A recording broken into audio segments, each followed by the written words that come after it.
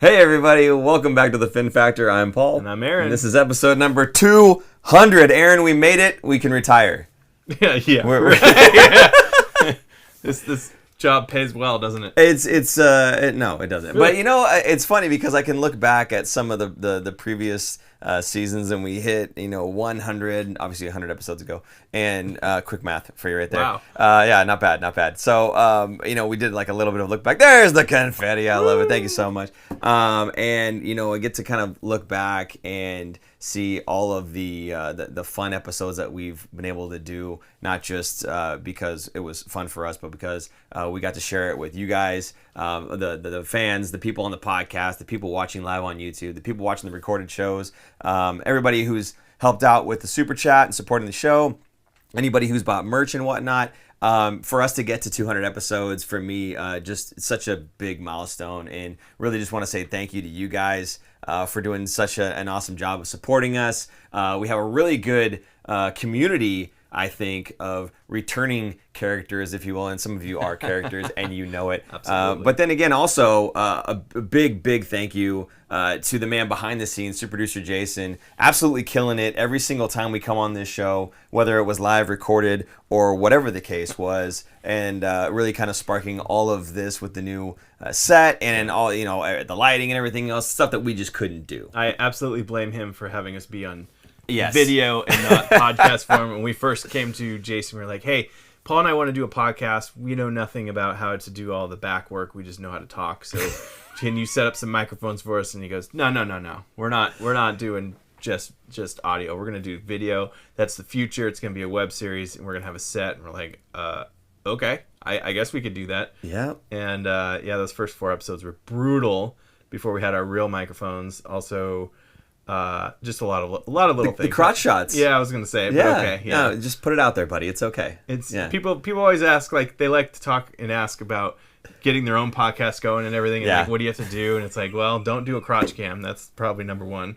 And number 2 would be consistent and keep doing more and more. So yeah, it's. Absolutely. I don't know what other tips you have for people who want to start their own podcast. Honestly, just start it. Just get going. You don't need to have a super producer Jason behind the scenes. Obviously, it helps a lot. Okay, if you want to look like you know what you're talking about, get you a producer, especially if it's an older brother who does it for free. If you're kind of into it and you want to get going on it, honestly, just start. It doesn't have to be perfect. Obviously, take a look at our first couple episodes. It was not perfect, but not that we're perfect right now, but certainly we are approaching perfection, one episode at a time. And again, 200, huge milestone. And we want to say thank you to you guys, because without you watching, there's really no point in having any of this. So again, thank you guys so much. Where could they find us? Where can they find us, Aaron? I believe they can find us on Facebook, Instagram, X if you've converted, or Twitter if you're steadfast in your ways, which Aaron is. That's Absolutely. Totally fine. They can also find us on, of course, YouTube or on Spotify or any place where there's a podcast, right? Yep. Is it? Yeah, Spotify. And then anywhere you listen to a podcast, we redo these shows in podcast form. There you go. If you don't want to watch and you just want to listen, which is totally cool. Which is rude. No, it's not totally Whatever. cool. It's rude. People need Look at to, this face. You got to tune in. They like us in the background so they can tune us out and then just listen to the fun stuff. Sounds good. You can also go to thefinfactor.com and check out any of the merch. As I said, you can support the show by purchasing one of these fantastic caps and other such things like sweatshirts and water bottles. I keep forgetting that one. And stickers and all kinds of other things, shirts and whatnot. So please, if you'd like to support the show, feel free to go ahead and do that. What's up? I'm looking for our toaster. The toaster? We don't sell toasters, but we do sell the stickers to make them. In the portal somewhere. It's somewhere amazing. in this junk pile. There is. It's like one of those things where you pull out like the big long pencil out of a little bag or something. The whole reason we did a desk this season is to hide all the stuff that we have in the back, because it's just an enormous mound of stuff. I feel bad for the people on podcasts right now, because there's nothing to like. Anyway, we'll go ahead and start talking about sharks for you folks here. Okay, so let's go ahead and do that. It's been a very long time since I've been on the show, and it's been even longer since we've done a show. Yeah. I think we had just some time off and whatnot with the All-Star break, so there really wasn't much to talk about. And again, really good reason to subscribe to this show, because we're only going to go on when there's actually something to talk about. We don't kind of just fill you up with a bunch of junk. So a really good idea there. Go ahead and hit that subscribe button, and of course smash that bell so that you know when we are going live and we can have a nice conversation. But I wanted to kind of go back a little bit, actually a lot, to the Seattle game, which I don't even remember when this was necessarily. But the reason I want to talk about this game, and we're not going to go through every single one of them, but the reason I want to talk about this game in particular is because it's kind of like a microcosm of the entire season so far, all the little things that were happening. But before we get to that, I want to say super producer Jason just put up Peter St. John, $20 in the super chat here. Congratulations, SPJ, Paul, and Aaron on 200 episodes. How are you feeling, Paul? Oh, thanks so much, buddy. Yeah, I'm feeling a lot better now. For those of you who didn't know, I did have COVID a couple weeks back. It felt like every single joint that I had in my body was on fire. It's just not being old. No, it was not just being that. See, that's rude. That's just rude. Goodness gracious. You see what old man emoji. Old man emoji? Yeah. You see what I have to deal with? This is ridiculous. 200 episodes of this. I'm still here for you guys. It's a lot. It is a lot, and I'm just kind of going day by day. But yes, again, thank you, Peter St. John, who also has the same letters as Super Producer Jason, just kind of switched around. PSJ, SPJ. There you go. Anyway, so again, thank you so much for supporting the show. And yeah, 200 episodes. We're looking forward to 300, so we're just going to keep on trucking. Anyway, so the reason I wanted to talk about this one again, it kind of has a little bit of everything from the season so far. And we're going to kind of go through a little bit right now. Well, the first thing, of course, that we didn't have Hertl in the lineup here. And this is, again, kind of what the Sharks have been dealing with all season long. Injuries, guys being out, not really ever being at full strength for the majority of the season. I think recently we kind of had everybody, most folks, back in the lineup when Logan Couture came back in. But this is, again, just kind of one of those games that kind of had a little bit of everything that we've seen in the season so far. So Hertl wasn't playing. You had a guy in Eklund playing center when he didn't normally play center with the Sharks. He had played center before. The future, once Logan Couture and Hertl kind of moved on, and he kind of maybe steps into that role, right? But go ahead. I was going to say, he was drafted as a center. Yes. And then your defensive responsibilities of covering one of the forwards, helping the defenseman out, it's a little bit more for a rookie to handle. So they kind of slowly brought him in and then kind of forced into the position because Hertl was out. I think Couture was still out. Yes. So they were down as centers. And was Granlund back yet? Or was he out too? This is so long ago. I can't even remember. Yeah, again, it was a long time ago. But I mean, the main point was we're missing key players, just like we have been for the majority of the season, and we've got guys kind of playing in positions that maybe they wouldn't be, right? Yeah. So just trying to do the best they can with what they've got. And Eklund stepped up and played an amazing game, I thought. And in this 2-0 win, there's a bit of a play that he had later on that I want to talk about, and we'll get to that in a minute. But it's kind of...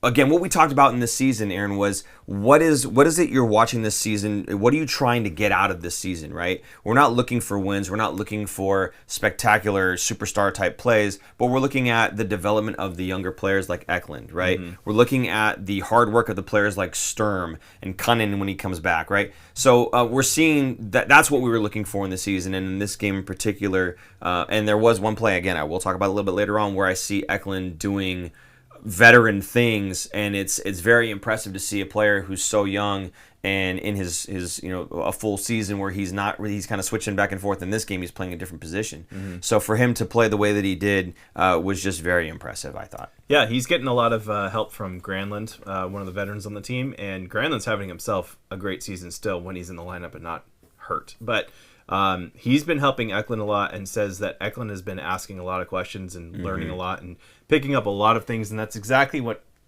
you kind of want on an NHL team.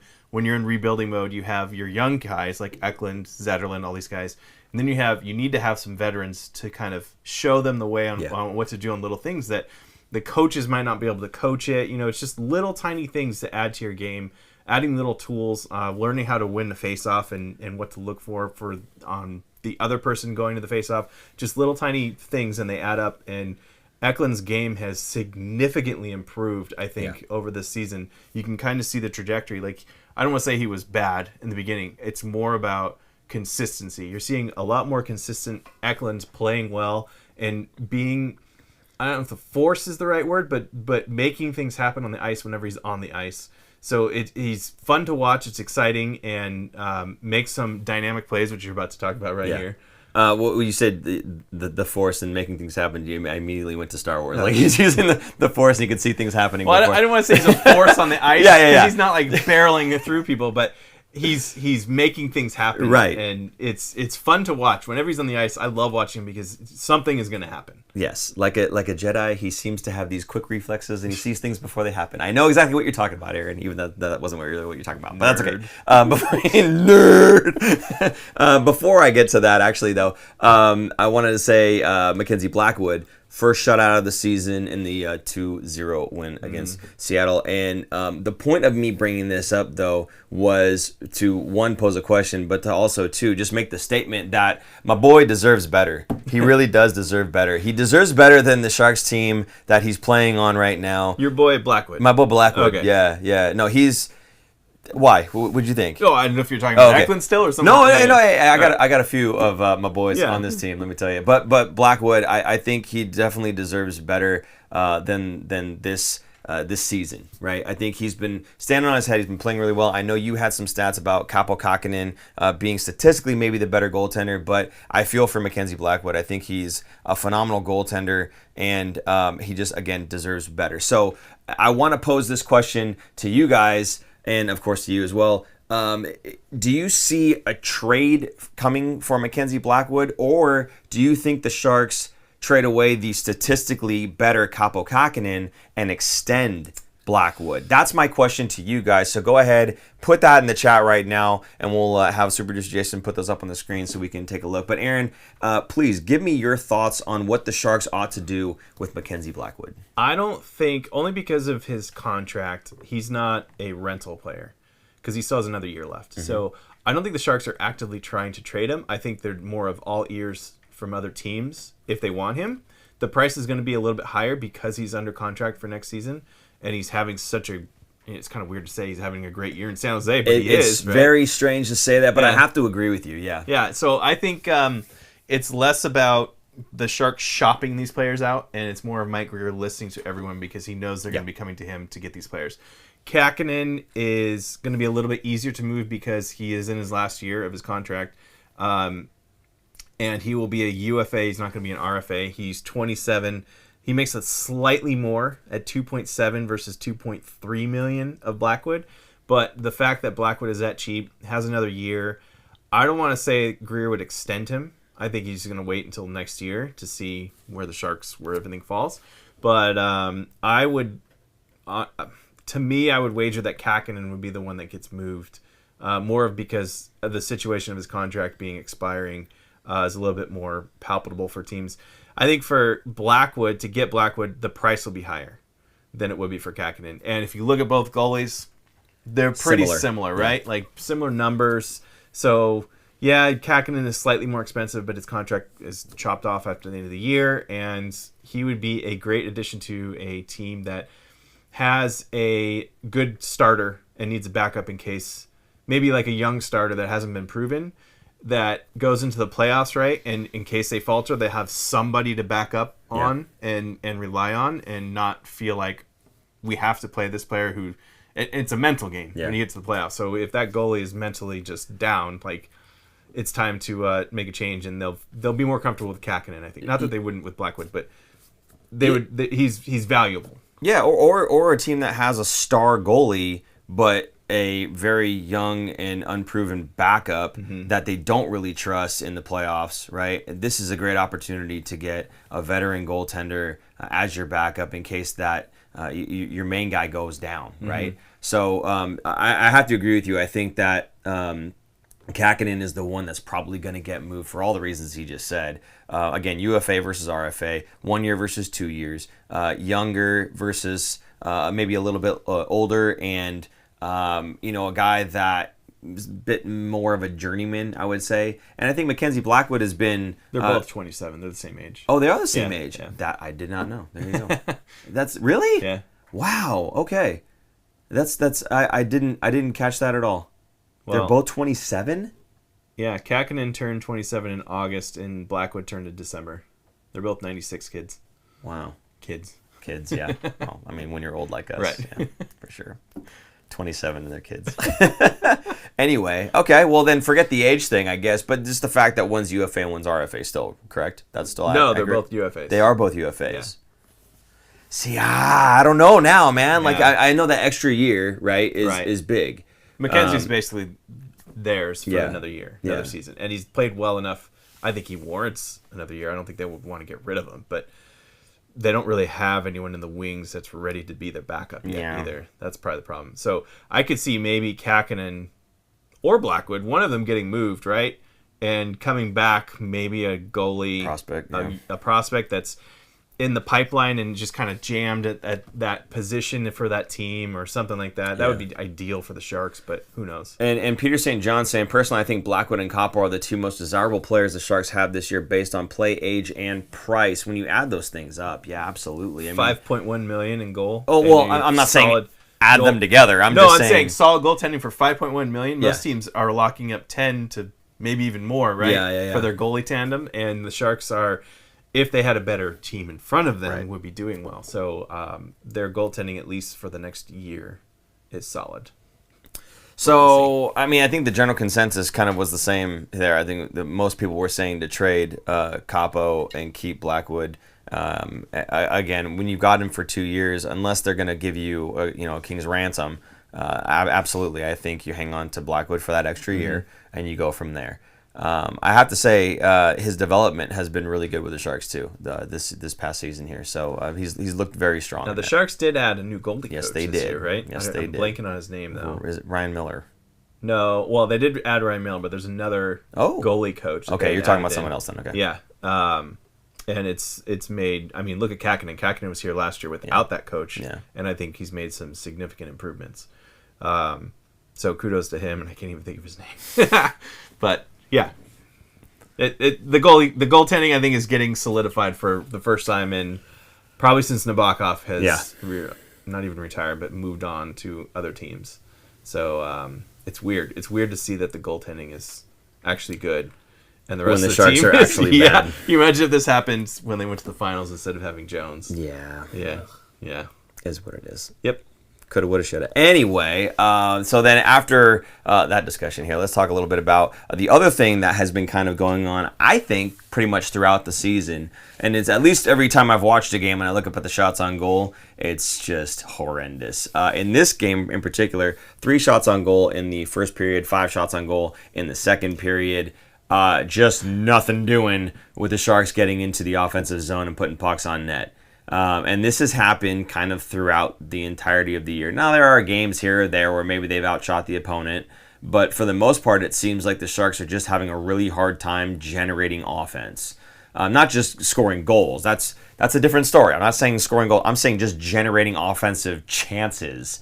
When you're only putting 3 shots on goal and then 5 shots on, you got 8 total over the course of 40 minutes. When most teams have more than 8 over the course of 20 minutes, you're probably not going to score too many goals. And those shots are probably not very high danger. You're probably just throwing them at the net, praying, right? So this has kind of been one of those things that has just kind of been throughout the season. And again, in this game, this is kind of what we've been seeing in the other 50-something games that we've played so far.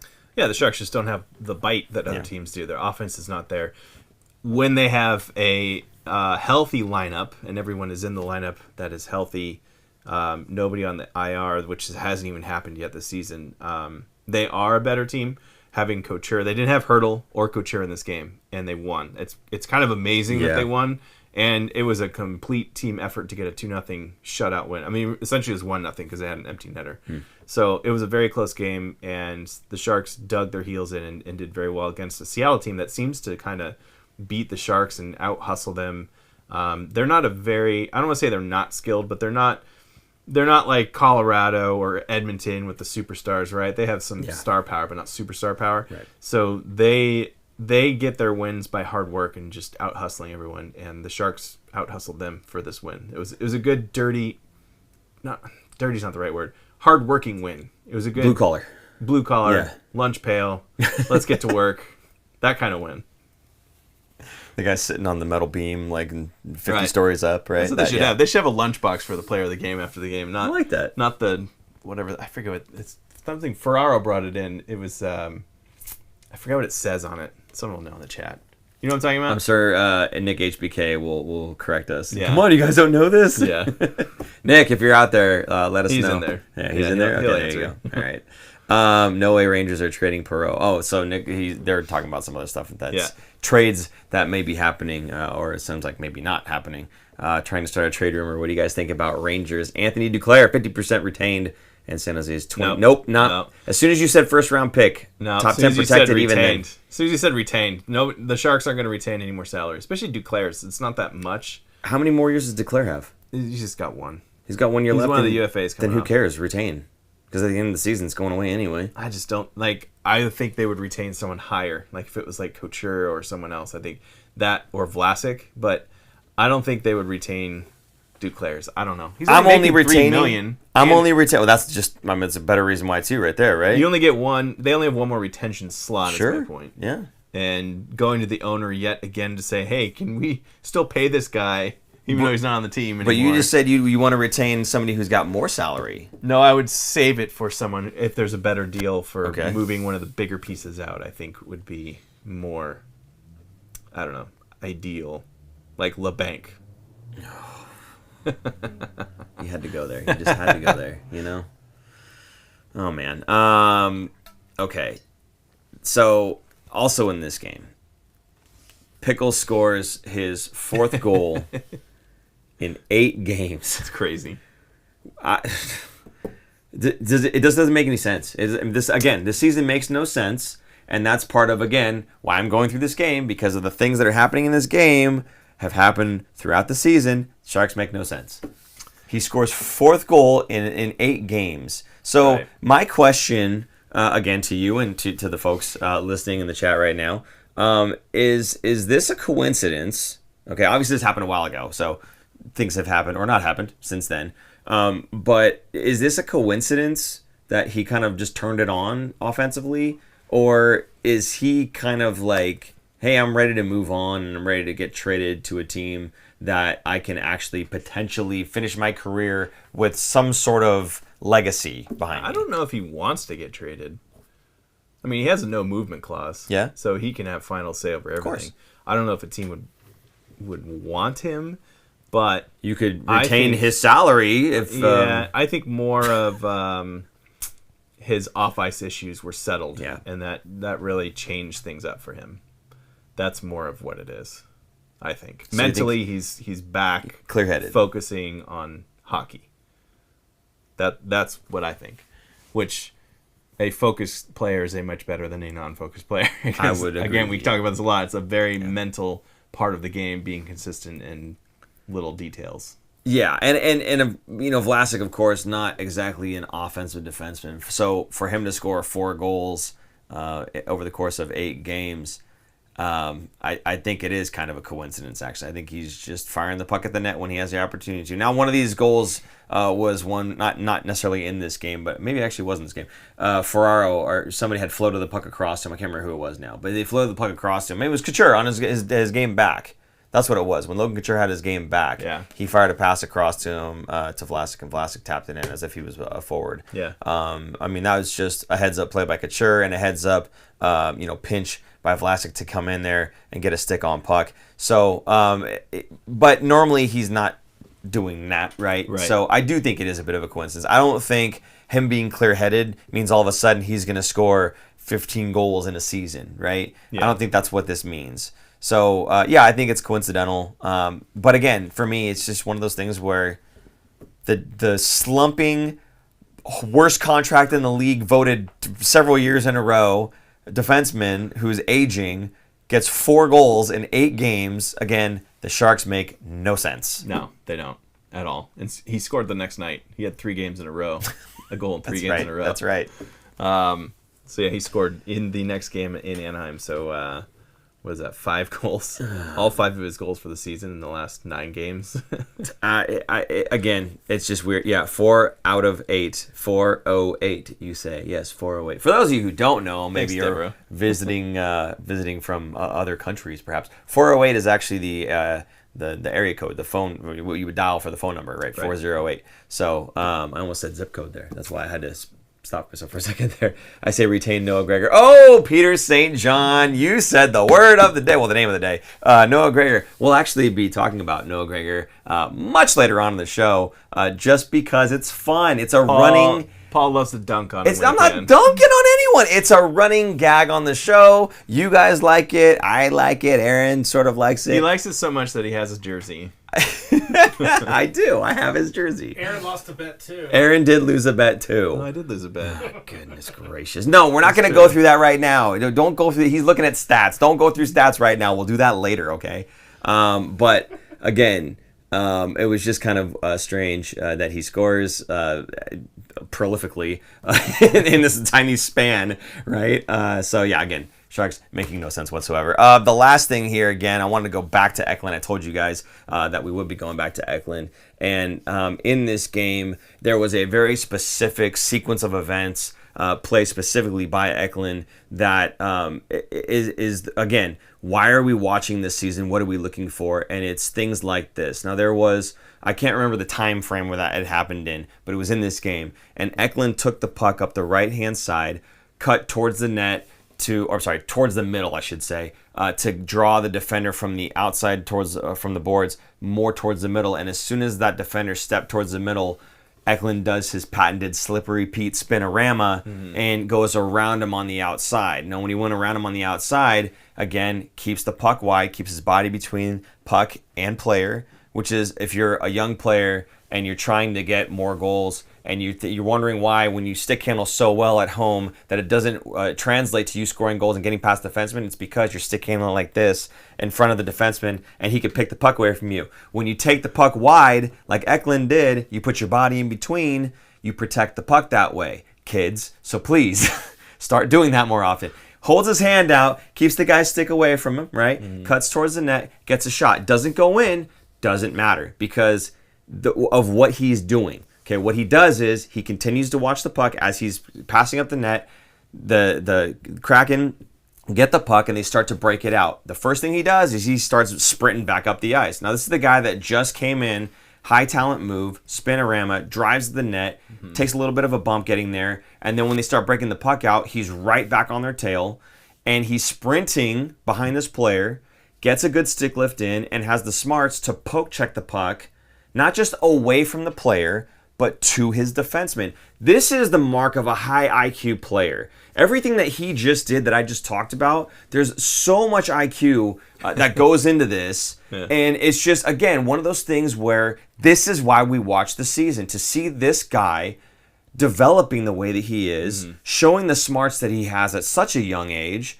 And he's not a veteran in this league. And I cannot wait until he gains even more knowledge, more hockey IQ, more muscle mass, more everything, and more better players around him to help support him doing the things that he's doing. Because not only does he have these individual effort moments that are just like awe-inspiring if you really like watching the game for the minute details, but when you have better players around you, you can actually finish on a lot of these amazing plays that he's making. Because he doesn't really have anybody around him right now. So when he does, and they're high talent players like, say, a Celebrini might be, right? Or Will Smith when he comes back in, Quentin Musty when he comes into the fold. There's so many guys that are gonna come and help this guy out, and I'm just very excited for the future of the franchise, specifically with Eklund a part of it. Yeah, I mean, I don't know what to add to that, but yeah. There you go. Same. Ditto. Anyway, that was my whole spiel, and I'm glad that you just said ditto because now we can pass up the very first game that we were talking about. Peter St. John says, I've been doing that stuff for decades, Paul, which is why I'm a genius. Well done, Peter St. John. So let's go ahead and just blow through a few of these games. There was a game against Anaheim, 3-2 overtime loss. You said something about this game. Pickle scored again in this one. Yeah. Okay, that's the only thing we're going to say about this one. Great, move on. Against Winnipeg, a 1-0 loss. Sharks get shut out. Cool. Okay, it happens. Is what it is. It kind of sucks that they lose 1-0 though, because it seems like they could have really maybe pulled some points out of this game. But again, for me, I don't want the Sharks to get points, and so this one actually kind of made me happy because there wasn't any point gained. Previous one, 1-goal loss, but overtime, so we pick up a point. Boo. Moving on, Calgary, a 6-3 win, picking up 2 points here again. not super happy about that. But you've got some notes. You've got some notes here about a very young goaltender is it Dustin Wolf? Yeah, and he's from Gilroy for Calgary. Yeah, he's from Gilroy, and I believe he started the Junior Sharks program.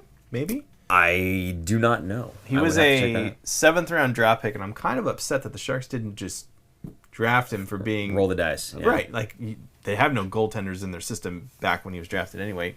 Take a flyer on him, right?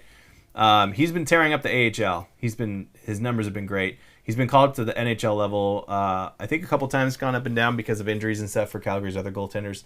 He was on the team because I think is it Vlader that plays for them, their backup goalie for Calgary. It sounds like Vader. Vader.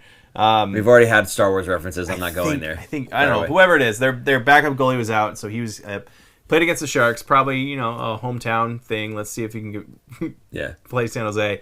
This is why even the San Jose Sharks, who were in last place, now they're not. Chicago is, but playing the last place team. I think a lot of people like to ask this question or play this game of. They do this in football a lot, like the worst place football playing the best college team, like who would win. This is kind of the same thing. You have the worst place NHL team playing against a very green goalie. He's young. He's only 22. Yeah. Not quite ready for the show. What's going to happen? Well, 6 goals is what's going to happen. The Sharks put 6 away on this poor guy. Most of the goals, I think, went up high on him. And they asked after the game, were you guys trying to aim up high? Because all 6 goals seemed to be up high. And they're like, no, we just shot. Like, that's just where we put the shots. It wasn't like in the scouting report. How appropriate is that, though? But, I mean, it wasn't the scouting report. It wasn't like they're like, everybody shoot high, That just that's what he gave up, and that's what they scored. He's kind of a smaller goalie, too. But how appropriate is that? The Sharks having a hard time scoring goals. Now we're just kind of throwing the puck in the net and praying. We're not aiming for anything. We're just kind of shooting. We shot where the openings were, basically. But in this game, Philip Zedina, 2 goals and 2 assists for a career 4-point night, which is amazing. And then Coddin getting 2 goals. I believe we have a graphic, maybe? No? I don't think we do. Yeah, no garbage graphic. Collector. I spent all the money on the front graphic. I don't know if you guys heard that, but he spent all the money on the front graphic here down below. It looks nice. It looks beautiful. I love it. It really makes everything kind of come together. Kind of the chevrons from is that what they're called? The chevrons or the lines? The lines from the new Sharks jersey. That's where the influence is from. Oh, okay. We'll actually be talking about the new Sharks jersey a little bit later on, too. Right. So, well, the other one I was going to highlight is Bailey got a goal and 2 assists for his also career night, 3 points. So seeing these guys, they really... Zedina, especially, I wanted to call him out because I watched most of this game, and he was all over the ice, like just electric. His energy was everywhere. A couple of them were turnovers, and so he turned them into goals just on the forecheck. So... forecheck, backcheck, paycheck, right? Oh, yeah. So he was doing it and doing it well. And is that an LL Cool J reference? LL Cool J. Thank you. I'm surprised you got that. I'm a little disappointed that I got it so fast. I'm shocked that you got that so fast. Copyright strike. YouTube police are after us. Anyway, it was a great game. It's fun to see the Sharks win every once in a while. I know you don't want them to get points, but it still feels good. It's still nice. It's still fun. And I forgot who was in goal for this one. Was it Kakinen? It was Blackwood. Blackwood getting another win on the road. Devereaux says, you see where your $20 is going? On the TV in front. I love it. Oh, my God. Yeah, so, again, for me, again, the hardworking goals, right, and the hardworking type players. You're talking about the guys that are kind of helping to lead the young guys and how to play the game. And for me... Bailey may not necessarily be one of the older guys, although he think he's a little bit longer in the tooth for a guy who hasn't played as many NHL games as some of the rookies have. But he's one of those guys that I watch him every night, and I'm impressed with his effort level every single night. I mean, I talk about Sturm, I talk about Ferraro. You just said Zedina with the forecheck, backcheck, paycheck, right? I mean, and I look at Bailey, and Bailey is the same way. Bailey is this guy that I would be scared of. When playing against him, because when he decides he's going to skate hard, which is all the time, he's just this humongous lumbering man coming after you. He's 6'4". He's 215. He's gigantic. That's a big man. And he skates fast. Like the dude is fast. And Lord help you if he throws his body at you, because it's going to hurt. And I think they know this. And every time that he comes down on them like that, it's turnover city. They're just trying to get rid of the puck so they don't get creamed. and I just love watching him play. I think, again, when you take a look at what the Sharks are this season, they're not a high talent team, but Mike Grier has done a phenomenal job of building this team out to be a hardworking blue collar, as we said, lunchbox, right? Yep. That type of a team, and he's done a very good job of building that. Now, the record may not reflect what the fans want to see, but when I'm looking at this going, I know this team is not talented enough to be a playoff team. I like seeing these guys get brought in because it is entertaining hockey. Mm-hmm. It's very entertaining hockey when guys are just chasing the other team down all over the ice. Not because they're chasing them because they're too slow, but they're blood hungry. Because they don't have the puck because the other team is better. Bloodthirsty. They're coming after you. You know what I mean? It's like the old school Sharks hockey when they were terrible when they first came to the league. You're guaranteed at least a couple fights a night. I'm not saying that they do that now, but a hardworking team, you're going to get your butt waxed when you come into San Jose. There you go. What? Dustin Wolf played for the Santa Clara Blackhawks Mites program at Sharks Ice, and then when Dustin was 9, the family headed south to join the Los Angeles Junior Kings. There you go.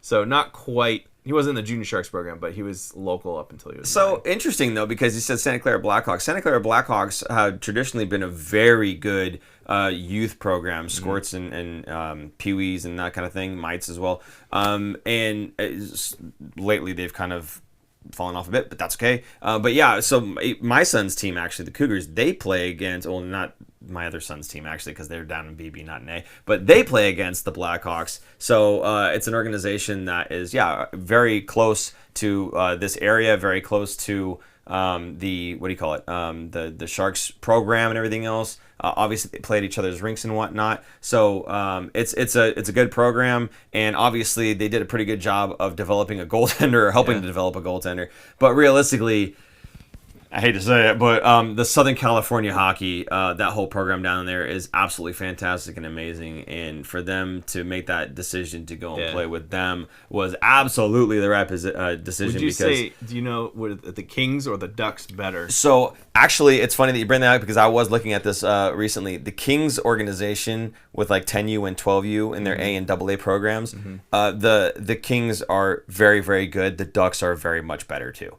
They are better. They are better. Yeah. Wow. Yeah. And if you take a look, there's something called My Hockey Rankings. I'm going to plug this right now. And it's a website that you can go to, and you can go and click on like squirts or peewee or whatever else. And you can check the different states and click on the state. And then it'll show you like kind of an arbitrary number that's like not 0, but like a number to 100. And if you're like in the 80s, you're pretty good. But if you're in the 90s, you're going to kill all these guys in the 80s, right? The junior Ducks are like at the top of that list. At like 96. Wow. Like they're way up there, right? So they're a very, very good team. To put in perspective, my son's A Cougars team here in NorCal is one of the better teams. They're ranked at like 87, somewhere in there, right? So, or 85, somewhere in there. So, yeah, they're a very good program. I don't want to put down NorCal hockey, but Southern California hockey absolutely knows what they're doing with development, to the point that even the coaches will say, I love you as a player, but I'm willing to let you go to that coach because he's really good at what you need to learn. And they're willing to let their players move around like that for the development of the player, not for the glory of the coach. That's good. So yeah, they run really good programs down there. Again, not saying anything bad about NorCal hockey. We love the Cougars program. And I've heard nothing but good things about every other program that's here, Black Stars and Black Hawks and the Sharks and everybody else. They're all awesome, but SoCal very much kind of dominates when it comes to California hockey. So, but yes. Anyway, Dustin Wolf was a member of the Blackhawks, as he said, but yeah, going down to SoCal, I think you start seeing a lot of the really good players from NorCal kind of doing the same thing, and Dustin Wolf, no exception there. So. Yeah. There you go. Okay, moving on from the Calgary game, the Columbus Blue Jackets game, and this is where we were going to bring up the roll call question. So please let us know where, or what city, rather, you are watching us from, because if we say where, people say the couch and they think they're cute. But yeah, let us know what city you're watching us from, and what are your thoughts on the new black jerseys. Aaron, do we have an image of this anywhere? No, we did in I don't our think we previous did that. shows. No. Yeah, we had an image on the previous show. If Super Producer Jason can then put one together in the next 20 seconds, then go for it. Nope. Otherwise, if you've seen it, then you've seen it and you know. So my question to you, what are your thoughts on the black jersey? Now, Aaron, I already know your thoughts on the jersey because I know that you really liked that old shoulder patch Finn logo. Now, they have a specific name for it, though. It's the Evolution fin. Yeah. I think that's what's called. Was the name of the fin, but the jersey itself was the Cali Fin logo, or no, Cali Fin jersey? Yeah. Something like that. I cannot remember, and I feel bad. Sorry about that. Yeah, I don't remember either. But I like it. It's the first time I got to see the Sharks players wearing it for a game. Yeah. And they're going to be doing. What's cool is I like the way they did this. They're going to be all their home games for the next month are going to be wearing this jersey. So it's not like sporadic. Like you need a schedule of which games are what and all that stuff every other Thursday or some weird thing. Right. It's like your kid's school. Like, oh, your school is off every other Thursday except this Thursday and that one. Anyway, I like that they're going to be wearing these for a while, and I like the jersey because they've never done a jersey for a game, I guess except for the one last year that were the retro ones, where it didn't have the Sharks logo on it. So this has the shark fin or the shark biting the stick logo. This looks more of a, I don't want to say if classy is the right word. It's just a different take on the jersey. It's cleaner. It's less busy on it and looks more subtle. Okay. For a shark fin. It kind of reminds me of when the Ducks kind of rebranded to be Ducks, not the Mighty Ducks. Right. They kind of dropped the cartoon act a little bit. Yeah. Kind of what the Sharks are doing here. And it's just the letter D, but looks like a webbed foot kind of thing. Yeah. But they also they changed the name from Mighty Ducks of Anaheim to just Anaheim Ducks. Yeah. So kind of streamlining. I think the Sharks are kind of doing the same thing. And what I really like is that this jersey has to be used for the next 3 years. So we're going to see it this season, next season, and the one after. I like it a lot anyway. Mm-hmm. And I think from the words from Doug Bentz, the CMO of the Sharks, about their research shows that fans like the black jerseys, the white or the black jerseys. They're not buying teal. They're not buying any other color. It's usually the black ones sell the most. So they kind of went in that direction to go black again. Because people were like, why are you doing black again? Why don't you do a different color? Yeah. This is why. It does look sharp on its own. Like you could just be wearing it out somewhere and it just looks clean and looks nice. Versus when you're wearing like a teal jersey that just screams teal anywhere you go. But I like it, and I'm curious to see what other people are saying in the chat here about it. So far, it seems like of the few comments that we got on this one, it seems like most people like the jersey or love it or have already bought it. Mountain Goat, however, says he hates it.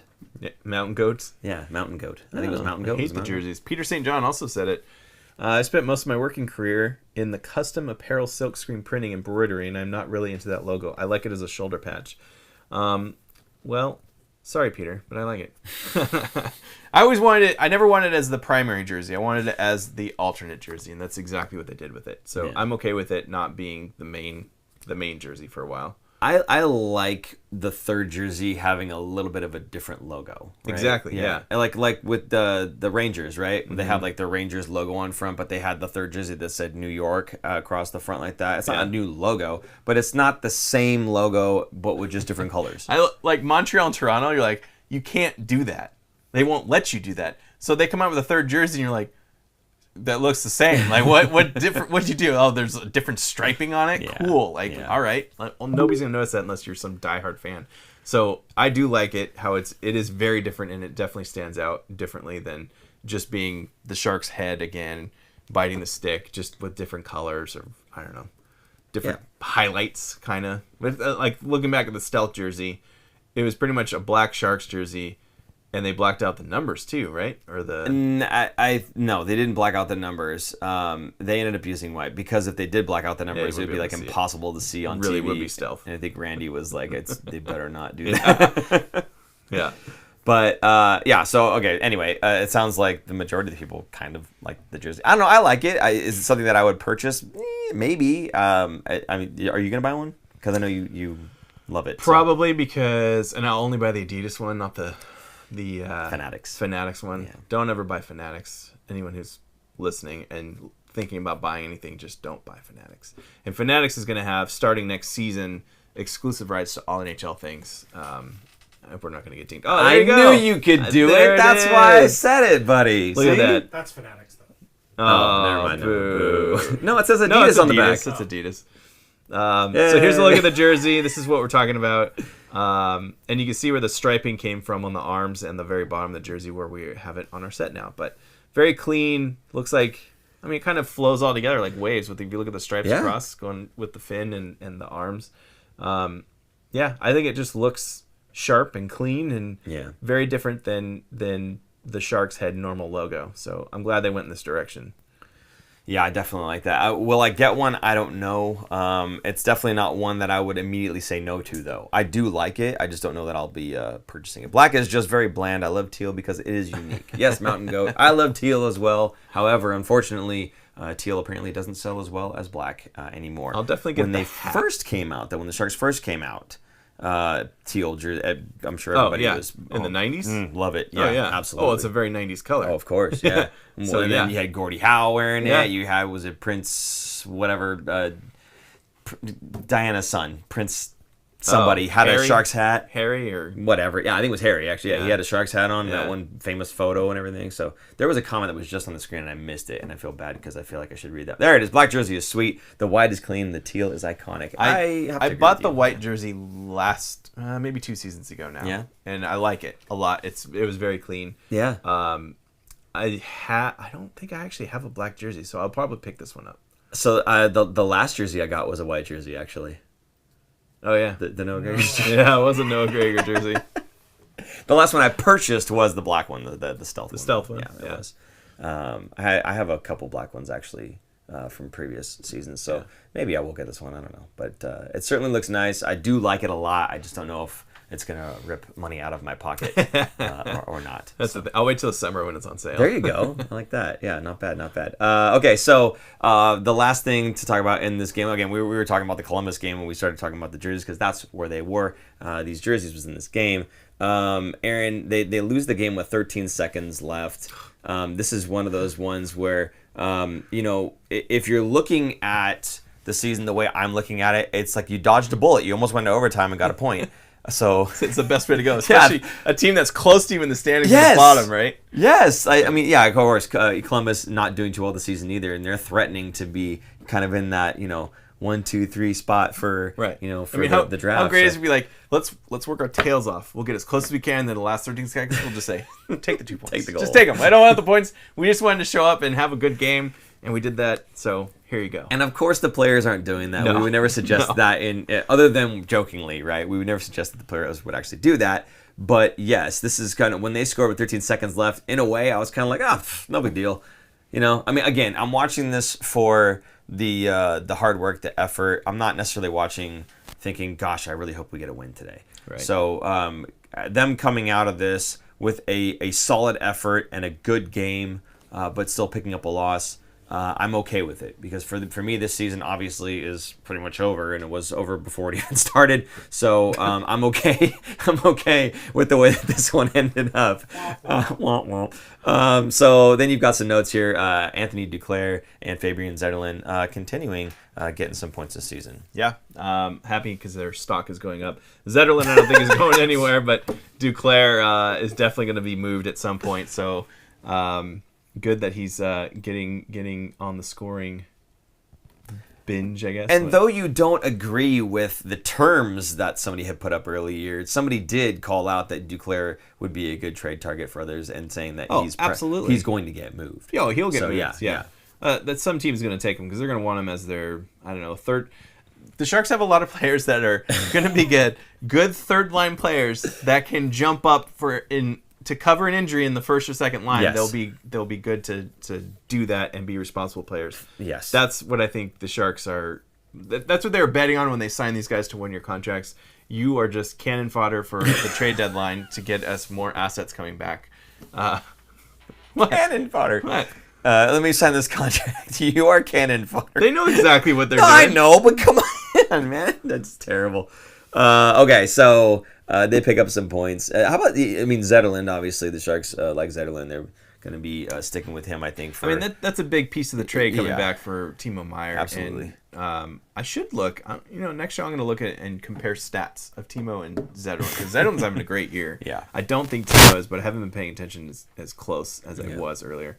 But Zedina is now up to 15 goals and 8 assists on the season. Jeez. That is fantastic. He is tied with Tomas Hertl once again for the most goals, and Hertl is out for at least the next couple weeks. Yeah. So I wouldn't be surprised if we see Zedina push up a little bit more and start taking the lead away and building some ground there. But Duclair right behind him with 11 goals. He is second on the team with 11 goals, 8 assists, and that's in 50 games. So not a great year by Duclair, but he's a goal scorer, and kind of like when Patrick Marleau would score, it would come in bunches, and then it would disappear in bunches. Yeah. So he's kind of goes up and down, up and down. Well, it's funny because Duclair's got 11 goals in the season, which is more than some players in the NHL get.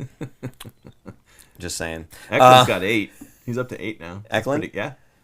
He's scoring now. Yeah. More than I thought. I don't know. I thought he was going to be more of a playmaker, which he is. Which he is. I mean, he's got 17 assists on the season so far. I mean, it's good to see him. Bad. It's good to see him put some in the net. Yeah. That's good. He's But got a heck of a one-timer. And again, on a bad team, on a team that's getting shelled most nights, is getting 3 shots on goal in the first period, right? I am so excited already for next year's team, and we haven't even gotten to the trade deadline of this year yet, because I know of all the young guys that are going to be most likely going to be coming in, like Will Smith, Musty, and maybe a couple other ones. We'll see if they can crack the lineup, but I'm excited because next season will be more young guys to watch that are going to be highly skilled that the Sharks just really haven't had in a long time. And we'll see where the chips fall after the trade deadline and who's left and who's not. Here we go. Nick HBK. Timo, 10 goals, 12 assists versus Fabian's 15 goals, 8 assists. Wow. I mean, that's pretty close. Question, how many games played for Timo? A lot less. A lot less. Yeah. So... But that's price point per goal, that's pretty good for Zetterlund. Yes, absolutely. Wasn't Timo hurt? Yes, he was. That was why I was asking about the games played, is because he was injured for quite a while. So for him to be missing so many games but still have that many goals and points is not bad. Because it takes a while for you to you come back. It's not like it's a video game. You come back and you're like, hey, I'm just like I was never gone. It takes you a while to get back up to speed. Yeah. It takes you a while for the chemistry to come back with your line mates. Yep. There's a bunch of stuff that goes into it. So not a horrible year for Timo, considering he was injured for a good chunk of it and everything. But again, that he was injured certainly makes the trade look a little bit better for the Sharks. Timo's got 42 games played versus Fabian's 55. Oh, that's not too far Not off. that big. Yeah. I'm liking that trade, guys. I know a lot of you guys didn't like the trades. We didn't really talk about this or have it in our notes, but Mook Madolin coming up. Oh, yeah. Right before the AHL All-Star game, because he got sent back down so he could go play it.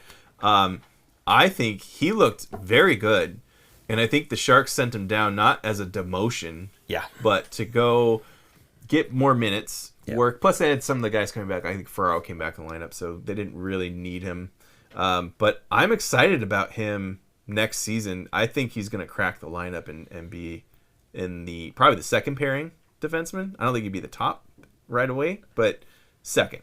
Do you happen to have the cap friendly with all the contracts? Yeah. Take a look at how many defensemen have 1 year left on their contract. Because I'm pretty sure NHL level? At the NHL level, how many guys have 1 year left on their contract? Because I'm pretty sure Jan Ruda only has one. We have Henry Thun, but he's a 10-2C. He's coming back, kind of baby. an RFA, but it's different. My boy. Addison's an RFA. Ahoychuk, RFA. Emberson, RFA. McDonald, UFA. Okay.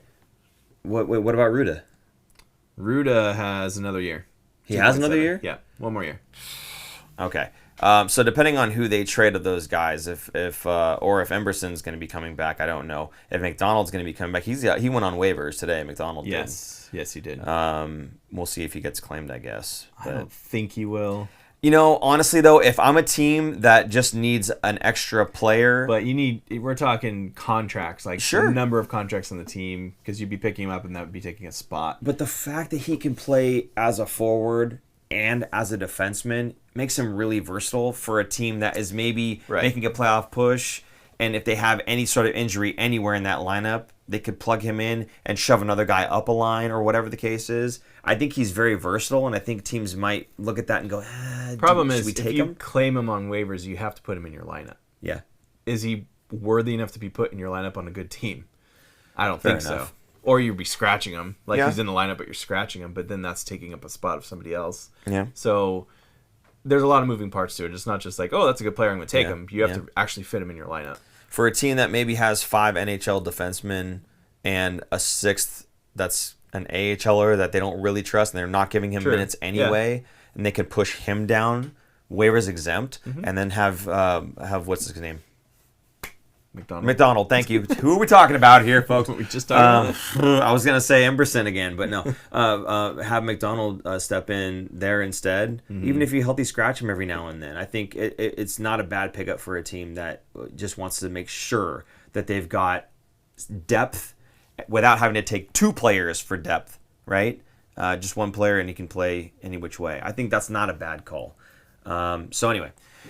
I don't know how many spots are going to be open for McMillan. That was my point. But if Addison sticks around, if Emberson can stick around, you've got Vlasic still there, Ferraro, unless he gets traded, right? Right. So there may not be many spots for him, but I think he absolutely can earn a spot, and he could probably outplay some of the guys that I just talked about. That's what I think. It's going to be coming down to outplaying them, and I think he's going to be there. And was it Peter just said it, or...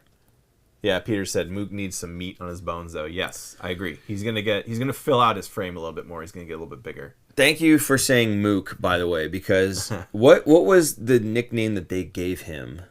They, as in the broadcasters or anybody else. I don't know. I cannot remember what they were calling him beforehand, but I think in my head, Mook made the most sense. It's easiest. Roll off the tongue. Yeah, but then how everything has to end with an E, right? Like Mookie. Mookie, right? I don't know if you extend beyond that and you say Mookie Dookie, but I mean, I mean, yeah. What do you would you go Mook? What would you say for his nickname? Mook. I mean, it always comes from players because you're yelling at the person on the ice. Dooley, and you need like one syllable.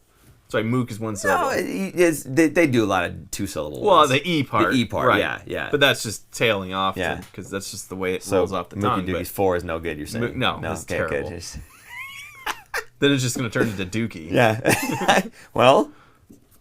Mookie? You're going to call him Doolin. Dooley? Yeah. Is that what they call him? I don't know. I'm just throwing it out there. I don't know what they might call him, but yeah. Yeah, I don't know. It depends on what he wants. I guess. Or what he doesn't like, because what you don't like is usually what it ends up being. Mooker. There you go. Mooker. Yeah, so it's either E or really when they throw it on there, yeah. But anyway, every time he lays a hit, Mook. Oh, I like that. That's not bad. Yeah. That's good. So anyway, and Paul went too far. Yes, I did. Anyway, going back to what I was saying is I'm excited about next year because there's going to be a lot more of these younger guys coming up. But also, Mook Madillan was a part of the Timo Meier trade along with Zetterlund and Boychuk, and those guys are all in the NHL. Well, Mook's not right now, but they'll most likely all be in the NHL on the Sharks next season. Notice you went with Mook there, by the way. But I did. Yeah, okay, but that's a heck of a return for one player. Yeah. People were bashing Mike Greer for that trade, just saying how terrible it was and how he just didn't get enough because he didn't get the blue chip prospect. He said he probably could have gotten the blue chip prospect, but he wanted more assets coming back, so you take a little bit less. Yeah. Hence Mook Madillan, who was a first-round draft pick. Mm-hmm. It's not like he's some third-round, fifth-round, seventh-round throw-in. This kid he's going to be good, and he was a very raw talent, I think, coming in because he was still in the KHL, not playing on the North American ice. So he's had to adjust to that, and I think he's doing very well and getting better. In fact, he was not leading defenseman, but he was one of the top defensemen scoring in the AHL. Hence the All-Star, AHL All-Star bid, whatever. So I think it was a very smart move, and that draft pick is already one of my favorite prospects in Musty coming back. Yeah, that is huge. Yeah. If Musty turns out to be like this All-Star player, because his game is kind of more like Timo Meier, like a power forward, big guy. You replace Timo Meier. Granted, it's down the road a few years, but the Sharks are rebuilding. Who cares? You replace that player. You're also not paying Musty $10 million a year or whatever it is, right? Yeah. So not only did you get these assets and guys that can be NHL ready, maybe not right now, but in even a year or 2 years or whatever it is, but you're also saving a lot in terms of cap space in a year that you're supposed to be rebuilding so that you can get these guys who are younger, get them to grow and start paying them the amounts that they're actually worth because you have the cap space to do it. So I think, honestly, this trade really was a pretty big win, in my opinion, for the Sharks and for Mike Greer. And the gift that keeps on giving, we still have a second-round draft pick this upcoming draft from that trade. There's still more coming. More pieces coming. It's not even fully done yet.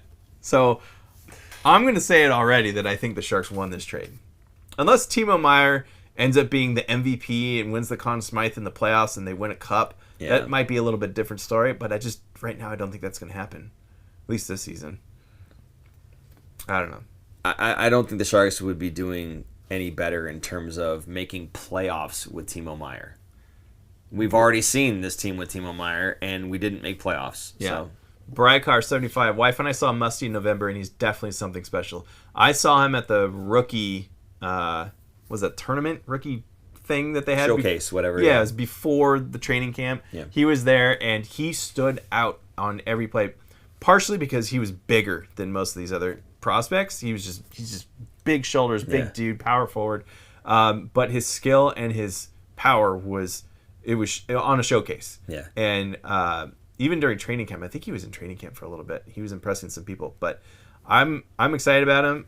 And Nick just said Will Smith is number 2 in scoring the NCAA. Another guy. Now, during the All-Star break, 2 weeks ago, Mike Greer had a little chat with, I think, season ticket holders and stuff. Someone, it was open questions, and they said, Will Smith was taken 4th overall. The 3 guys before them are playing the NHL. Yeah. Why isn't Will Smith? And his answer was size. That's it. Size. Skill's fine. The size is too small, and he wouldn't be able to play a full 82-game season because it is a lot. It's a lot on your body. So why waste a year now? This is not what he said. He just said it was size. But why waste a year now? Yeah. Let him play at the NCAA. Let him dominate, and hopefully dominate, which he's number 2, so he's doing pretty well. And Nick, thanks for the assist here. 3 points behind teammate Gabe Perreault. Anyway, he would be in the NHL if it weren't for his, I don't want to say he's punitive, but he kind of like when William Eklund came, right? You're talking about bulk when you say size. Yes, you don't mean he's too short. No. Size-wise, he's not filling out his frame, so he's going to get bigger. He's going to do some weight training and get bigger. I think he'll be here next season, or at least pushing for a spot. Yeah. I don't know. He hasn't signed his contract yet because as soon as he does, he can't play in the NCAA. So we'll see if he signs. Once the NCAA finishes, if he signs his contract, then it's on, right? Yeah. We might even see him this season at the last couple games here. But, there's a lot of pieces coming to this Sharks team in the next year or two that are going to be very exciting to watch. See, and a fan who's maybe not really understanding of prospects and how long they take to develop and everything else, they hear, size is the reason why. And they look at Bedard and they go, well, wait a minute. He's not exactly the biggest guy. Why? Then that's not really a good excuse. Yes, but his skill set is more than enough to overcome his lack of physical size. Will Smith's skill set is very, very good, but not quite enough to overcome his lack of bulk and muscle, shall we say. Whereas Bedard doesn't really need the bulk and the muscle because he's such a smooth skater. He can get that shot off from just about anywhere on the ice. So it's the skill level difference between the two. And again, it's 1st and 4th, but there is a gigantic gap there. So if Connor Bedard gets even stronger, he'll just be able to take the punishment even more in the NHL, but his skill level is just so much higher than pretty much everybody else in his draft class. What happened to Bedard this season? He got hurt. Busted jaw. Yeah.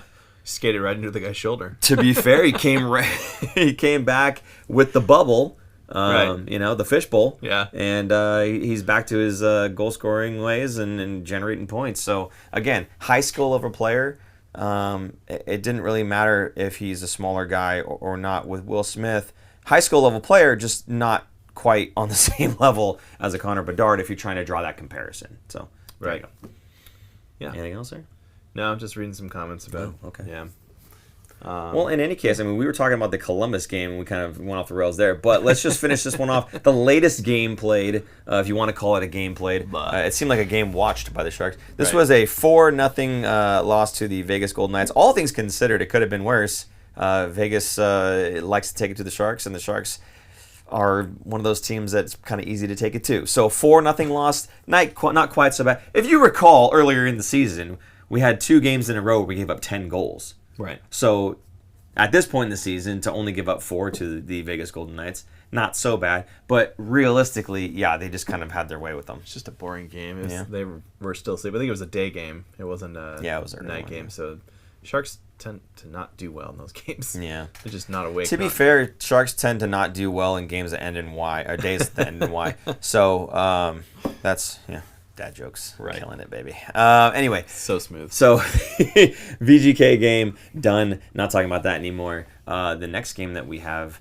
is later on in the week, and it's much later on in the week. This We'll get to Saturday. that. Well, okay, we guess we'll get to it now. It's this Saturday, so there you go. And it's against the Nashville Predators, and it is at home against the Nashville Predators. Yep. So very cool. With Now, the New Jersey. I don't want to confuse anybody, because normally we do this near the end of the show, but we are not at the end of the show. So please stick around. We have a lot more fun coming for you. So please make sure you do not leave just yet. Now, we did have a fan question, and we'll go ahead and put this one up. And if you would like to ensure that your question makes it on the show, please feel free to use the super chat function, as Peter St. John had done earlier, and we read his comment off. Thank you so much for that, by the way, Peter St. John. The 20 certainly does help. But again, if you'd like to ensure that your comment makes it on the show as well, please feel free to use the super chat function. You can also use Venmo at the Fin Factor. Either way, when you put a comment in there, we'll go ahead and read it off on the show live. Or if you do it after the show, you're doing it on what do you call it?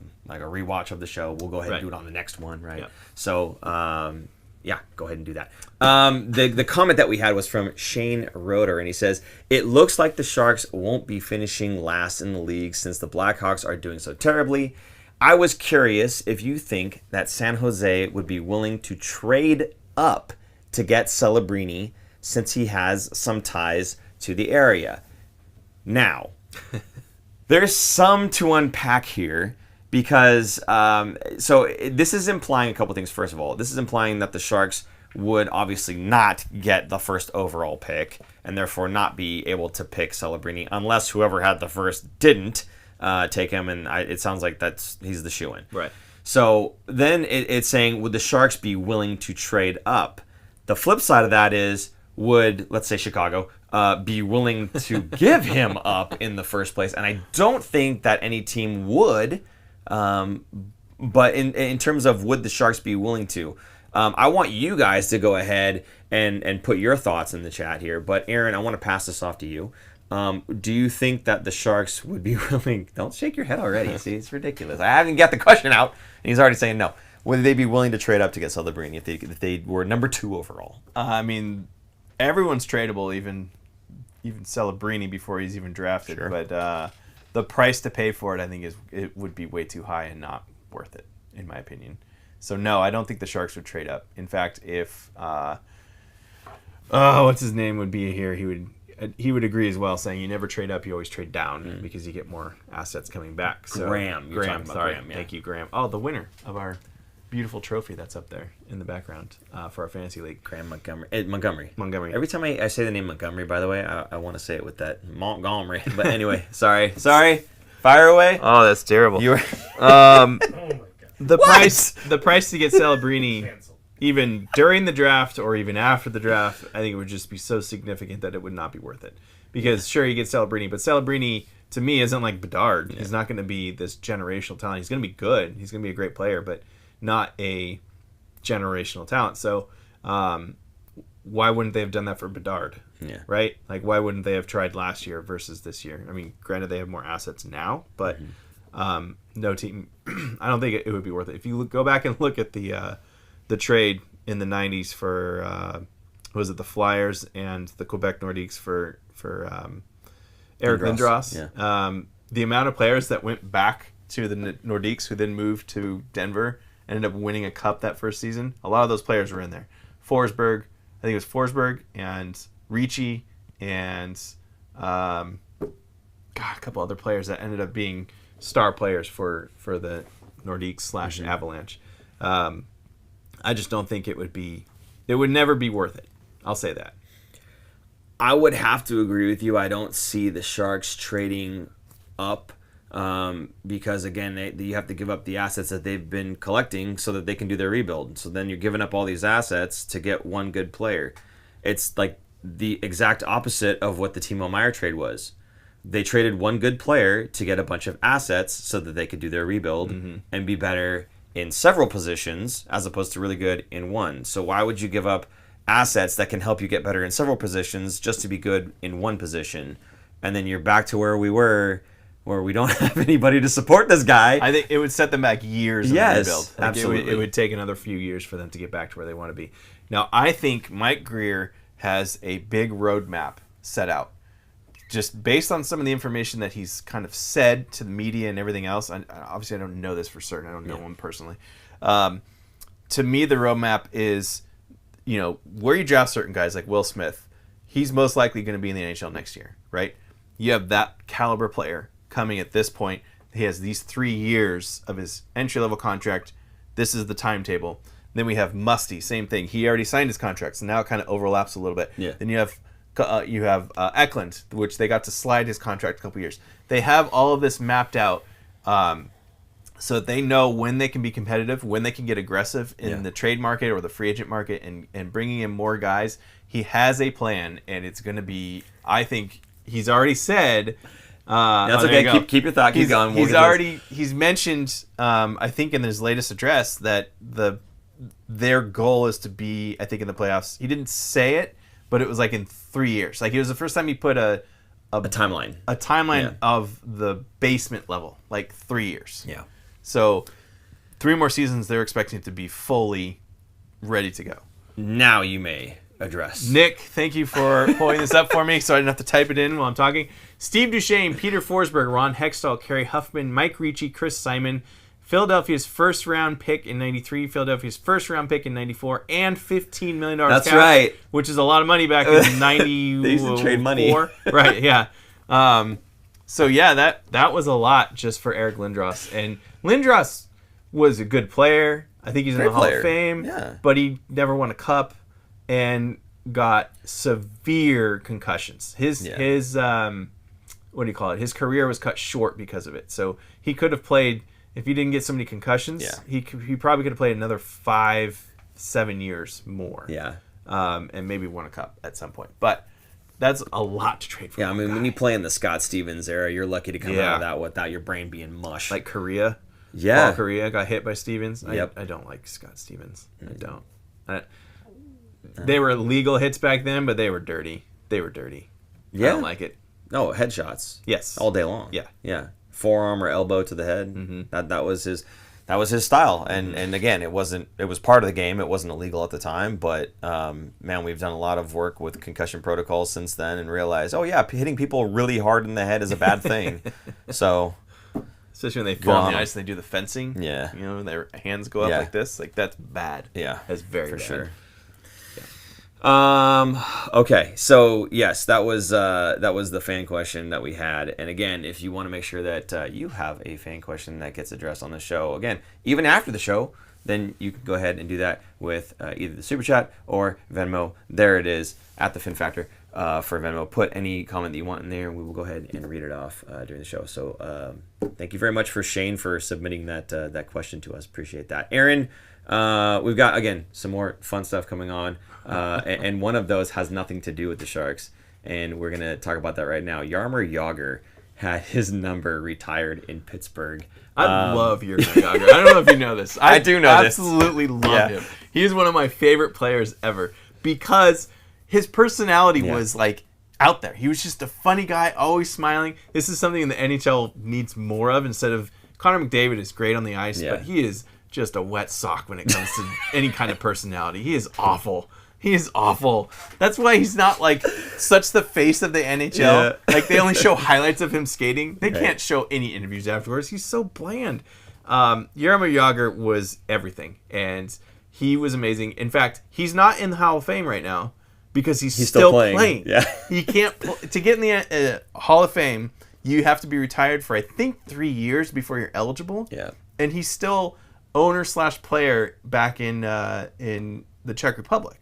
So he is not eligible to go in the Hall of Fame. So what they did is Pittsburgh is retiring his jersey, and they did a whole ceremony this last week. Yeah. I don't know, you got to see this before the show, but he got to skate out for the pregame warm-ups.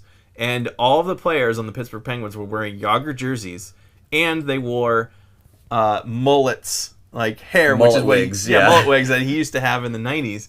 And then Yager got to skate out with them on the ice and do warm-ups with them, which is fantastic. Now, I'm bringing this up because Yager's awesome, for one. Yeah. There's a quote in there, his girlfriend quote. I got to pull this up. So, he's never been married, and I'm not like, whatever. I'll just read the quote. It says, this is what he said during his speech. I want to say thanks to my girlfriend. She's too young to remember when I played in Pittsburgh, though. But I told her all about it. Like, oh my gosh, man. Like, who says that? Jaromir Jagr. Who gets away with saying that? Jaromir Jagr. And that's just part of his charm, I guess. Too young to know. He's 52 years old. Yeah. 52. But anyway, he's great. And one of the reasons I pointed this out is because there's a certain Sharks player that's getting his number retired, who also is a big personality, who's also hilarious.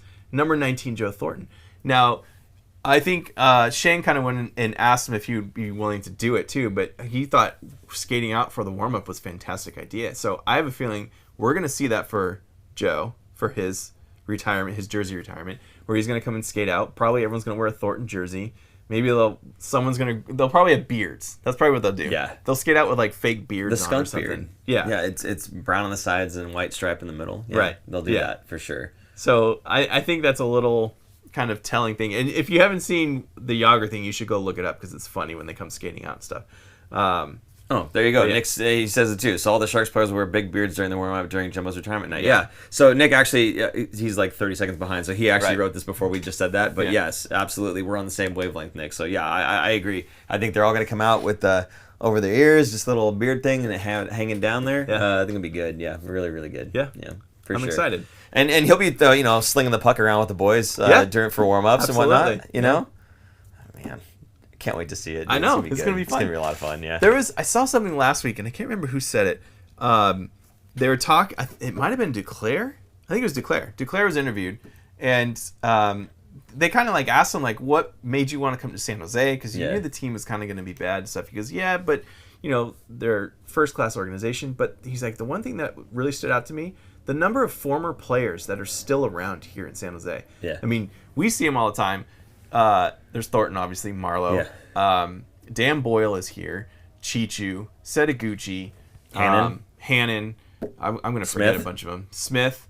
I mean, Murray. A lot of them we see on the broadcast. Douglas Murray, I think, bounces between here and Sweden, I think. I don't think he's... but he bounces between here and yes. Sweden. Right. So he's around a lot. There's just a number of players that retire here, which is crazy because San Jose is one of the most expensive places to live. Now, granted, they made money back in the day, and hopefully they bought a house back then. But it's not like their retirement is not paying them as much as they were making back then, and they wouldn't be able to like afford anything right now up here. But it's just cool that they are still here in California. I'm sure a lot of them started their families here. That's part of it.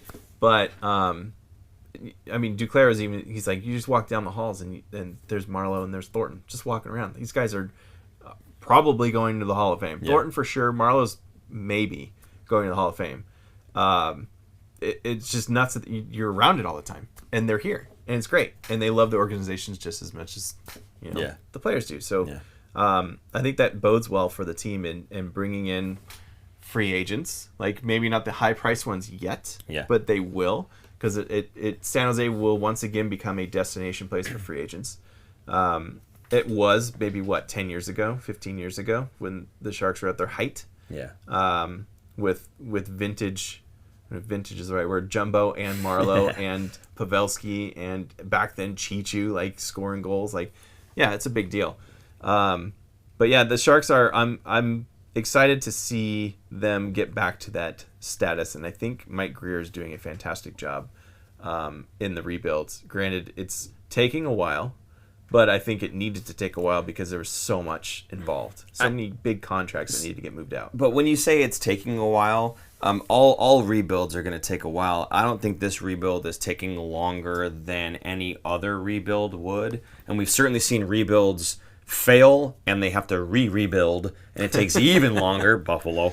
You see things like that happening, and I don't know if some of the fans are bigger fans of other sports Like for me, hockey is the only thing I care about. I could really care less about everything else, right? Like the Niners went to the Super Bowl, and I'm like, let's go, I'll watch it because it's the Super Bowl. But so anyway, I mean that's my sport, right? That's what I watch. Yep.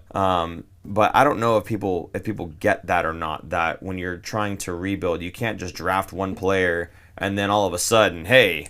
It's very different than other sports. You're not playoff bound Right. by getting one guy. I mean, the NFL, it's kind of the same way where the skill level is about the same across the board, but you have kind of your standouts. If you draft a quarterback, that's going to be like Patrick Mahomes, right? Mm-hmm. You draft him, that changes your team significantly versus drafting I guess a center would probably be the best equivalent, like a star-studded center. They're not going to help your team. Like, not to help your team. Right. They're not going to, all of a sudden, you're going to be a playoff team or you're going to win a cup. Right. I mean, look at Bedard in Chicago, right? Yeah. He's generational talent, but it's going to take a while. Look at somebody who's more seasoned. Look at McDavid. Right. Right? Took they've made long playoffs, time. but... Yeah. It took a while. Yeah. But they also had a couple more first overall picks since then. Quite a right? few. Yeah. Same with Buffalo. Yeah. Buffalo's had him. They still haven't made playoffs. I'm curious to see the timeline of Chicago versus San Jose, of who gets back to the playoffs sooner. Because Chicago did it very differently. Fire sale. We're getting rid of everybody off the books. We're trading everybody at once. That's kind of what a lot of the Sharks fans wanted to see that Mike Grier do, and he didn't, so they're calling for his head, which I think is silly. Yeah. He did a more methodical approach of also helping the players. Burns saying, hey, Carolina's interested in you.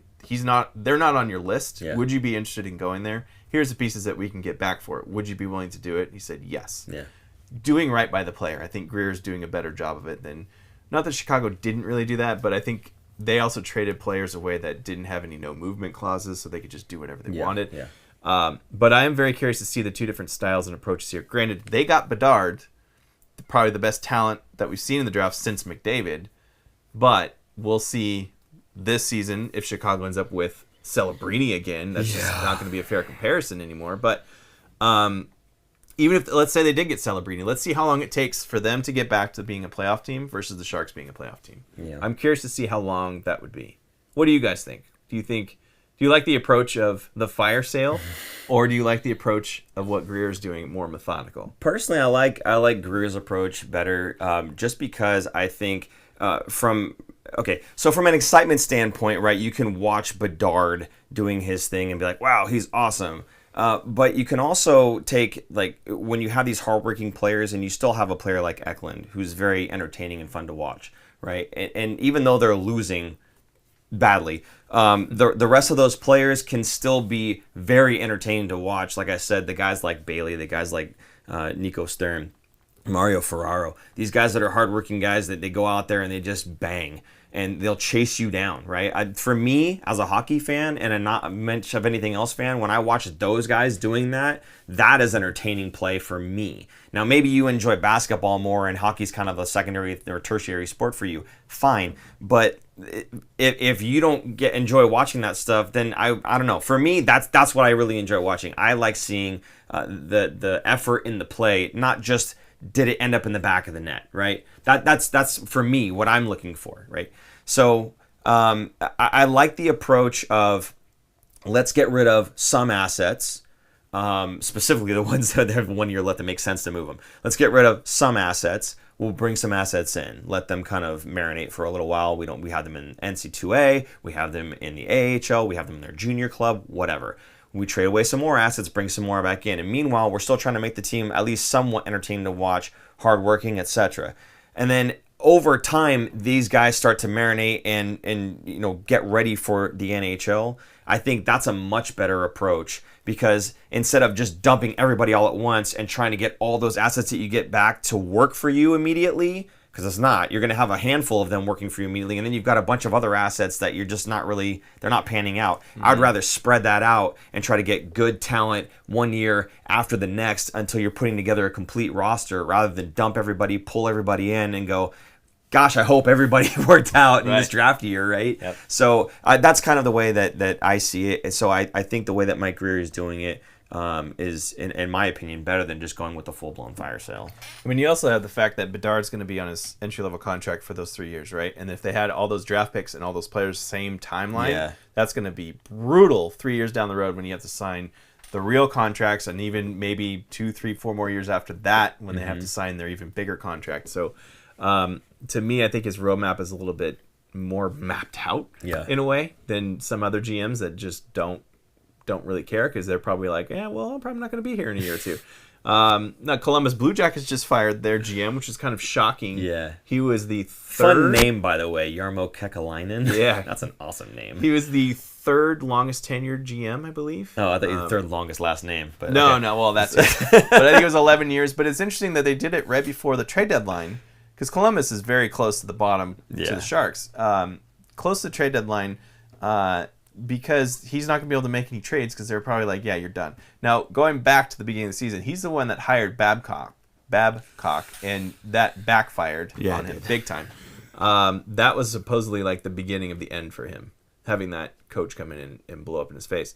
But anyway, my point is, like, he was there for, I think, 11 seasons, and it's hard to not have that in the back of your mind as a GM of you could get fired over something, right? Yeah. Like that you completely bobbled or mishandled something. In his case, it was hiring the coach that just right. But for Mike Greer, I think he just kind of has a plan out. I think he's gone over this. I'm sure he's gone over this with Hasselplattner, saying, "Hey, this is going to take some time. I'm not trying to just blow your money here, but I'm trying to do what I can, and this is what my ideal thing is." Plus, the amount of people that he's added to his staff compared to what Doug Wilson had in here. I just think that it's much more organized and planned out better. Sorry, the T says need to bottom out a bit.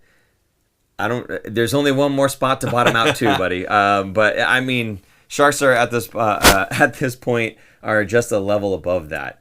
Yeah, they are. They're literally 31st in the league instead of 32nd. So, I don't know. I think in terms of how you rebuild it, as long as it gets the job done, I could really care less. How do I think one is better than the other? Yeah, I think I'd rather see pulling talent from this year and talent from this year and talent from this year, as opposed to trying to get all your talent in the same draft year or the same prospect pool and yanking everybody over. I think you take advantage of the team's evolving situations, not yours, but everybody around you. As 1, 2, or 3 years go by, they're going to be in different situations, and you capitalize on what they need to do so that you can make your team better over time, as opposed to trying to get it all done at once. That's going to be a disaster, in my opinion. So there you go. Perfect. Okay. Well, we were going to talk about the upcoming games, but we already said game. There's only one. Only one. Saturday. They had a break. I guess up until so. Nashville. Their schedule is weird because they had like another week off for the All-Star game, so they didn't play anything for like another week. They had a while. CJ, 2 weeks suspension, buddy. What? No, I was sick. There was an All-Star break. I was actually out of town, and you were out of town as well. This last week. We almost, because we didn't do the show on Monday, we almost didn't do the show again, but we were like, no, we got to do it. So, So next week, there's only going to be one game to talk about. So I think Paul was fine. So it'd be a short show. It'll only be 2 hours instead of an hour and a half. Yeah, it's only going to be... Well, guys, I told you that if you stuck around, we had some fun stuff happening at the end of the show here. So, Aaron, we've got this last little bit to talk about. Again, I love bringing this up because it's just fun. I enjoy it. Aaron seems to enjoy it. I don't know. You guys seem to enjoy it. But it's the Noah Gregor update. And Aaron, while you're going through the update here, I'm going to be grabbing some stuff. You just keep going on doing whatever it is you got to do, and don't mind me, okay? Good? Go ahead. Okay. I don't know where this is going. I have a feeling I know where this is going. Yes, you do. Oh, jeez. Let's see. Noah Gregor. Yeah, he's so good. He's so great. What are you doing? No, just keep going. You're good. Go ahead, Noah Gregor. I don't even know what to talk about. Noah Gregor. What about him? Yeah. His last goal came a while ago. Uh-huh. What? Are you going to give me a haircut? Nope. Oh, I know what you're Keep gonna going. do. I know what you're going to Noah do. Gregor. What about Noah Gregor? Why would I be doing this I with don't Noah know. Gregor? I Go think ahead. we should move that out of the way. Yeah, we probably should. Go ahead. Noah Gregor, what about him? He's a fantastic player, and I Yeah. can't wait till he scores 10 goals this season. I can't wait either. I don't think it's going to happen, kind of like seasons in the past. But that's just what I think is what's going to happen. You can actually look at the monitor. You don't have to look at this. So anyway, no, I agree with you. I like Noah Gregor. Keep going. What's his plus minus look like? Oh my God. I don't even know. I can't read it from here. I'd say -6. Is he? Yes. Oh, that's not bad. He has how many goals again? 5 in 52 games? There, now I can read it. 5 goals, 6 assists in 52 games. He's averaging 11 minutes of ice time on a good team. Wow. On the Toronto Maple Leafs. It's amazing. It's awesome. I want you guys to know something. For those of you who don't know, first of all, whipped cream? It is. First of all, for those of you who don't know, Aaron made a bet with me in previous seasons. There you go, Nick. In previous seasons, that Noah Gregor was going to score 10 goals in a season. He did not score 10 goals in a season. Wait. Tell him how it ended. 9 goals. He scored like 3 goals in the last 2 games. He scored several. And he almost scored another one. And if he had scored 1 more goal at some point during the season, it would have mattered, but it didn't. Almost got a hat trick in that So game. I want you to know, by the way, okay, I went to the store and I was going to get Ready Whip because only the best for you, okay? However, and Super Producer Jason, if you can get this brand, it says favorite day. Can you imagine why I grabbed this one, Aaron? This is going to be my favorite day right here. So I'm not going to do the full-blown pie. I'm going to be very nice and only do whipped cream. However, the bet was that if he didn't score 10 goals, I win, and therefore Aaron gets a pie in the face. Well, that was 2 years ago, and Judgment Day has come. 3 years ago. 3 years ago. That was a while ago. Now, the other thing I want you to know about this, Aaron, Jesus. is that this is extra creamy. So there you go. We're just going to go ahead and put this right here. And then, no, I'm not going to do it. You're going to do it yourself. And then go into the abyss. And yes, we have towels. So there you go.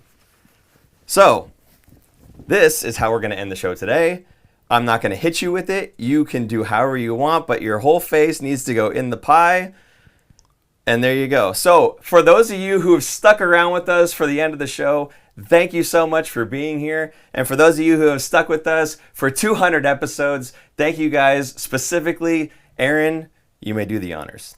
What am I supposed to do? Just put my face in it? Put your face up in it all the way. Bam! Oh, hold on. It's not high enough. Hold on. Okay, there you go.